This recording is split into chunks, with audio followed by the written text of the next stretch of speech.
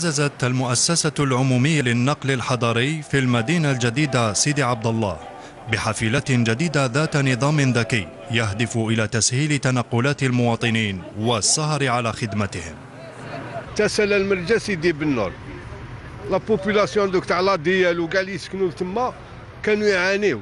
دوكا هم داروا لنا هاد لي بيس هادوما، قال لك شاكين دوميور يا ان بيس، دونك انا سيت اون بون شوز. دعمونا بهاد الحافلات ايتوزا، هذه حافلات ذكيه. ميم دوكا باش نشكيو عندنا ابليكاسيون نديرو فيها كي ار كود هذاك.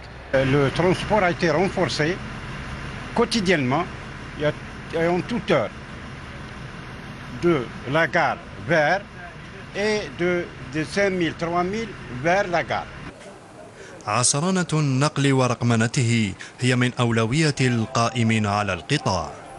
تتكون من 9 حافلات ذات 34 مقعد و3 حافلات ذات 100 مقعد، مجهزة بشاشات معلوماتية لفائدة مستخدمي حافلة سيدي عبد الله، وكذلك نظام تحديد المواقع مصمم من طرف مهندسي مؤسسة إيتوزا. وضعنا ان سيستم دو كيو ار كود اللي يلقاوه الركاب داخل الحافله، وهذيك الاقتراحات او شكاوي يعني هي مرتبطه يعني ديريكتومون مع لو سيت ويب تاع المؤسسه.